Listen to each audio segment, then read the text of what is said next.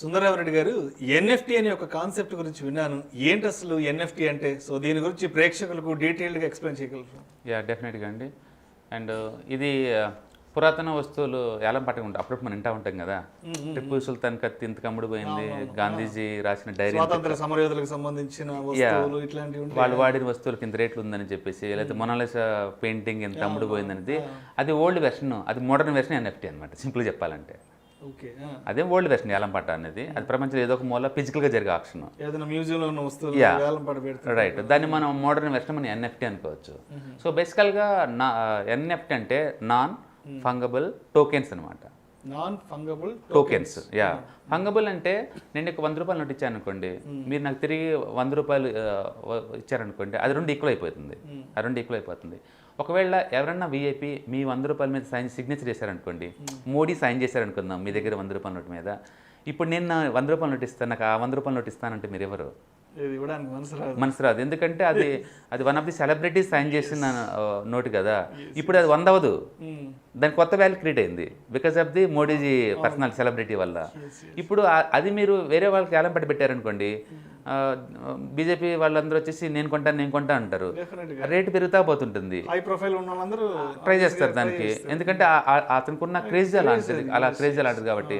అట్లాగే ఒక film actors ఎవరన్నా, ఇప్పుడు రజనీకాంత్ సిగ్నేచర్ పెట్టిన ఒక నోట్ కావచ్చు, ఒక వైట్ పేపర్ కావచ్చు, ఒక క్లోత్ కావచ్చు, ఏదైనా కావచ్చు, ఒక సెలబ్రిటీ ఎవరైనా సరే వాటికి పురాతన వస్తువులు ఏదైనా కావచ్చు, ఇలాంటి వాటికి కనుక ఒక కొత్త వాల్యూ ఉంటుంది, ఒక వాల్యూంట్ ఉంటుంది. దాన్ని మనం సింపుల్గా అది కరెన్సీ లాగా లేకపోతే ఒక తుప్పు పట్టిన కత్తిలాగా మనం పోల్చలేము అనమాట. సో అట్లాంటివి ఇప్పుడు నేను నీకు 100 ఇచ్చాను అనుకోండి, నువ్వు నాకు 100 ఇవ్వలేవు, నువ్వు దానికి కొత్త వాల్యూ వచ్చింది కాబట్టి. అలా కొత్త వాల్యూ క్రియేట్ అవుతుందని నాన్ ఫంగబుల్ అంటారు.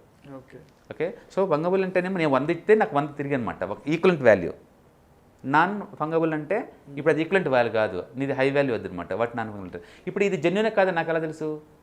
నేను ఒక ట్రిపికల్ కత్తి నేను తీసుకుంటున్నాను, మీరు 2 కోట్లు అని చెప్పారు, అది అతను వాడిందా లేదు నాకు తెలియదు కదా.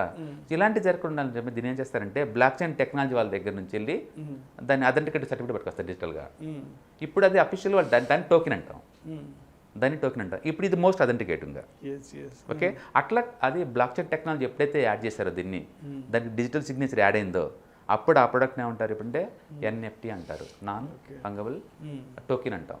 ఇప్పుడు దీన్ని ఆప్షన్ పెట్టాను అనుకోండి, ఓకే. ఇప్పుడు పబ్లిక్ని ఆప్షన్ పెడతాను కదా, పెట్టినప్పుడు ఎవరో ఒకరు బిడ్లు వేస్తూ ఉంటారు, హైయెస్ట్ బిడ్ వచ్చిన నేను అమ్మేస్తాను, అమ్మేసినప్పుడు నాకు ఎంతకంత అమౌంట్ వచ్చేస్తుంది అనమాట. అది ఇప్పుడు రేపొద్దున మీరు నా దగ్గర నుంచి కొన్నారు, మీరు మళ్ళీ ఆప్షన్ పెట్టారనుకోండి వేరే ప్లేస్లో, మళ్ళీ వేరే వాటికి అమ్ముడుపోయింది అనుకోండి, అమ్మిన దాంట్లో నాకు మళ్ళీ 10% అవుతుంది. అట్లా జీవితకాలం అది క్రియేట్ చేసిన ఆధార్కి వస్తూనే ఉంటుంది అమౌంట్, ఒక మల్టీ నెట్వర్క్ సిస్టమ్ లాగా వస్తూనే ఉంటుంది. ఈ ఎన్ఎఫ్టీ అనేది ఒక మీ పాత పెయింటింగ్ అయి ఉండొచ్చు, లేదా మీరు వేసిన లేటెస్ట్ పెయింటింగ్ అయి ఉండొచ్చు, లేదా ఒక విఐపీ పెట్టిన సిగ్నేచర్ అయి ఉండొచ్చు, లేదా ఒక వీడియో క్లిప్ అయి ఉండొచ్చు, ఒక ఇంటర్నెట్ మెసేజ్ కావచ్చు, లేదా ఒక ట్వీట్ కావచ్చు, ఏదైనా ఉండొచ్చు. దానికంటే ఒక వాల్యూ ఉందన్నమాట. అంటే పురాతన వస్తువులకి ఎంత విలువ ఉందో మోడర్న్ ఏజ్లో డిజిటల్ ప్రొడక్ట్స్ కూడా అంతే వాల్యూ ఉందన్నమాట. అది సెలబ్రిటీస్ షార్ట్కట్లో ఎన్కాష్ చేసుకునే పద్ధతి అనమాట. సింపుల్ చెప్పాలంటే సెలబ్రిటీస్లు వాళ్ళ యొక్క పాపులారిటీని ఎన్కాష్ చేసుకునే ఒక పద్ధతి అనమాట. అది సింపుల్గా అది ఇంకా ఆన్లైన్లో అంటే ఇంకొక మినీ బిట్ కాయిన్ లా టైప్లో తీసుకొస్తున్నారు దీంట్లోకి అనమాట. ఇప్పుడు దీని ద్వారా ఏమవుతుందంటే ఒక పురాతన వస్తువు సొంతం చేసుకున్న ఈగో సాటిస్ఫాక్షన్ అవుతుంది అనమాట. దీనికి ట్విట్టర్ CEO ఫస్ట్ చేసిన ట్వీట్ని 19 crores సోల్డ్ చేశారు, 19 కోట్ల రూపాయలు. చిన్న tweet. Yes, you're right. Okay. ఒక ట్రంప్ మీద చేసిన చిన్న వీడియో క్లిప్కి 50 crores అమ్ముడుపోయింది. ఓకే. అంటే ఈ కాంట్ ఇమాజిన్, మనం ఉన్న మోడర్న్ ప్రపంచంలో ఏదైనా అమ్ముకోవచ్చు, కొనేవాళ్ళు ఉంటే ఏదైనా అమ్మేయచ్చు. అట్లా అది ఏదైనా వచ్చు, మీరు సొంతంగా పెయింటిస్ట్ అది కూడా పెట్టచ్చు. అది మీరు దాన్ని తీసుకోవాలి, బ్లాక్ చైన్ టెక్నాలజీ వాళ్ళకి ఇచ్చేసి డిజిటల్ సిగ్నేచర్ తీసుకోవాలి, దాన్ని ఆ సైట్లో పెట్టేసి నమ్మేసుకోవచ్చు కొనేవాళ్ళు ఉంటే. సో అట్లా ఈ పాత ఆక్షన్ని మోడర్న్ పద్ధతిలో ఎన్ఎఫ్టీ అంటారండి. ఇండియాలో ఇప్పుడు రీసెంట్గా అయితే సల్మాన్ ఖాన్ స్టార్ట్ చేశారు, అండ్ అమితాబ్ బచ్చన్ స్టార్ట్ చేశారు, విజేపీలు అందరూ ఆ ఏరియాలో ఉన్నారనమాట. ఈ సెలబ్రిటీస్లు ఎన్కాష్మెంట్ చేసే కల్చర్ బాగా పెరిగిపోయింది ఈ షార్ట్కట్ క్రిప్టో కరెన్సీ వచ్చిన తర్వాత. ఇది నిజంగా సొసైటీకి ఏమన్నా యూజ్ అయ్యేది అని అంటే పురాతన వస్తువుల సేకరణ ఎప్పటి నుంచో ఉంది. స్టాంప్ కలెక్షన్ కావచ్చు, అది చాలా తక్కువ మందికే ఉపయోగపడే అసెట్ అండి అది. పూర్వులకి లేదా మిడిల్ క్లాస్ వాళ్ళకి అది ఎలా యూజ్ అవుతుందో నాకైతే తెలియదు. బట్ మీరు ఆల్రెడీ రిచ్ కనుక అయి ఉంటే మీ దగ్గర ఒక రజనీకాంత్ సిగ్నేచరు, ఒక చిరంజీవి ఫోటో ఇలాంటి ఏదైనా ఉండాలి అన్న పసెసినెస్ కనుక ఉంటే మీరు ఇలాంటి వాటిలోంచి మీరు బై చేసుకోవచ్చు ఎన్ఎఫ్టీని అనమాట. సో ఫ్యూచర్లో ఇది కూడా ఒక బిట్కాయిన్ లాగా ఎక్కువ రేట్లు కమ్ముడుపోతుందని చెప్పేసి జనాల్లో అనమాట. ప్రపంచం ఎంత క్రేజీగా ఉందంటే ఇంటర్నెట్ని ఎన్ని యాంగిల్లో ఉంచి డబ్బులు సంపాదించుకోవాలో అన్ని యాంగిల్లో వాడేసుకుంటున్నారండి. అండ్ నిజం చెప్పిన సొసైటీకి వీటి ద్వారా ఎలాంటి ఏదైనా కాంట్రిబ్యూషన్ అవుద్దా లేదా ఐఎమ్ నాట్ షూర్. దానివల్ల ఎలాంటి ఏదైనా ఒక కంపెనీ ఉందనుకోండి, ఎంప్లాయ్మెంట్ వస్తుంది, కస్టమర్స్కి ప్రొడక్ట్స్ వస్తాయి, వెండర్స్కి సప్లిమెంటరీ చేస్తుంది, డీలర్స్కి కమిషన్లు వస్తాయి, గవర్నమెంట్కి ట్యాక్స్ వస్తుంది. చాలా పెద్ద మెకానిజం అది. కంపెనీ లాభాల్లో ఉండాల్సిన అవసరం లేదు. అది లాసుల్లో ఉన్న చాలామందికి లైఫ్ ఇస్తుంది. కొంచెం ఎంతకంత కాంట్రిబ్యూషన్ ఉంది.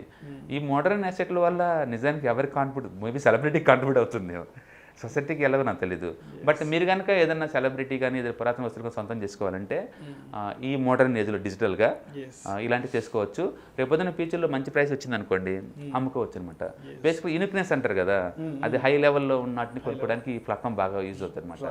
ఈ మధ్య యూత్ దానికి కూడా పోటీ పడుతున్నారు, అట్రాక్ట్ అవుతా ఉన్నారు.